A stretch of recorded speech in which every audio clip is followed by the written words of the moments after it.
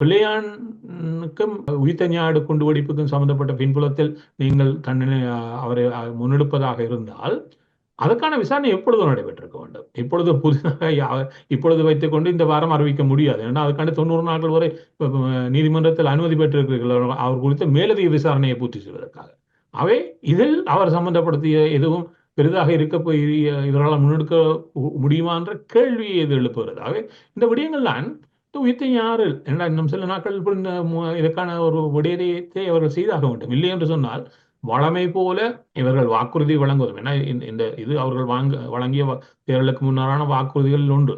இதை கடந்து பல வாக்குறுதிகளை வழங்கி இருக்கிறார்கள். அதில் பல இப்பொழுது செய்ய முடியாது என்று அவர்களை ஒத்துக்கொள்கின்ற சூழலில் தான் நிறைய சூழல் இருக்குது. ஆகவே இப்பொழுது நாங்கள் இதை தளத்தில் பேசுகின்ற பொழுது பல முறை சொல்லியிருக்கிறேன், 6 மாதங்களை அவர்களுக்கு கொடுப்போம் என்ற இப்பொழுதுதான் முதல் தடவையாக ஆட்சி கட்டுக்கு வருகிறார்கள். அவர்கள் மாற்றத்தை உருவாக்க முடியும் என்றெல்லாம் நம்ம பேசிக்கொண்டிருக்கக்கூடிய சிலருக்காக அது ஒரு நீதியான கேள்விதான். அவர்களுக்கான ஒரு வாய்ப்பை வழங்குங்கள் என்று கேட்டவர்களுக்காக சரி 6 மாதம் அவர்களுக்கு இதை வழங்குவோம்.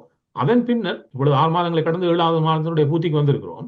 இப்பொழுதுதான் கேள்வி வருகிறதுன்னு சொன்னால், இந்த பேசுகின்ற விடயங்களில் பலவற்றை அவர்கள் ஏற்கனவே முடியாது, IMF-ஐ முழுமையாக மாற்றி அமைப்போம், இவரிடம் பேசுவோம், இவர்கள் பேசுகிறார்கள் என்றார்கள். இப்பொழுது IMF-ஐ கடந்து செல்ல முடியாது, அதனால் இவற்றையெல்லாம் நாங்கள் ஏற்று பயணிக்கணும் என்று ஒரு நிலைக்கு வந்திருக்கிறார்கள். இதைத்தான் முன்னிருந்தவர்களும் சொல்லிக் கொடுத்தார்கள். அவை பல இடங்களில் அவர்களுடைய சவால்களும் அவர்கள் சறுக்குவதும் புரிகிறது.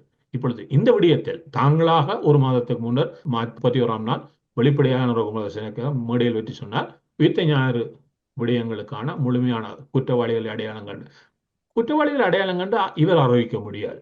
குற்றவாளிகள் அடையாளம் கண்டால் அவர்கள் கைது செய்யப்பட்டு முழுமையான அது குறித்த தரவுகளுடன் நீதிமன்றத்தில் அவர்கள் சார்ந்த குற்றவியல் வழக்கு முன்னெடுக்கப்பட்டாக வேண்டும். அதை ஒரு அரசியல்வாதி அறிவிக்க முடியாது.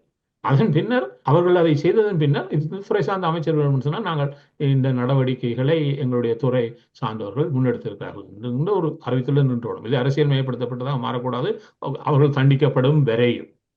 அல்லாவிட்டால் இப்பொழுது நீங்கள் அறிவிக்கிறீர்கள், நாளை அந்த வழக்கில் அவர்கள் வெற்றி பெற்று வெளியே வந்து விட்டார்கள் சொன்னால் அவர் நிர்வாகிகள் என்று மாறிவிடுவார்.